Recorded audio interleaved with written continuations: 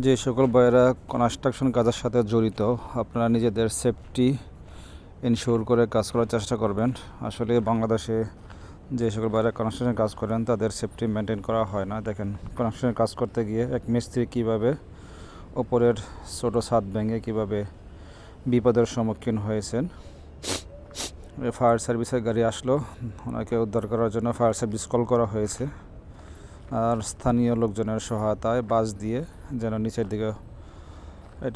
দিকে না দেবে যায়, এই জন্য বাস দিয়ে ঠিকা দেওয়া রাখা হয়েছিল। ফায়ার সার্ভিস এসে তার বেঁধে স্থানীয় লোকজনের সহায়তা এবং ফায়ার সার্ভিস কর্মীদের সহায়তায় নিচ থেকে বাস দিয়ে ধাক্কা দিয়ে বাড়িটিকে উদ্ধার করার চেষ্টা চলতেছে।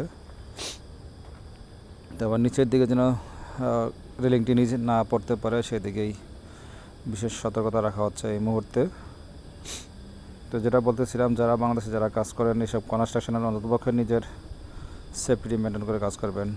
এই দেখেন, ওনার সম্ভবত একটি রড ওনার কাঁধের দিক দিয়ে হয়তো মাংস বেশি ছিদ্র করে, অপর পাশে পিঠের দিকে হয়তো বাড়ি হয়ে গিয়েছে।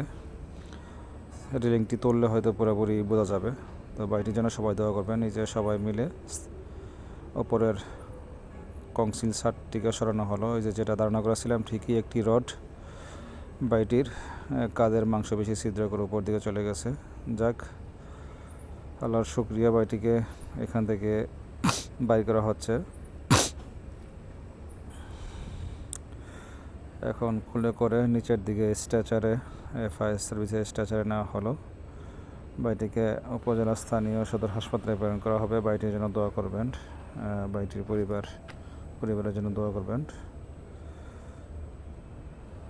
তো সবশেষে এক কথা, যারা কনস্ট্রাকশন কাজ করেন আপনারা নিজেদের সেফটি মেনটেন করে কাজ করবেন। আসসালামু আলাইকুম।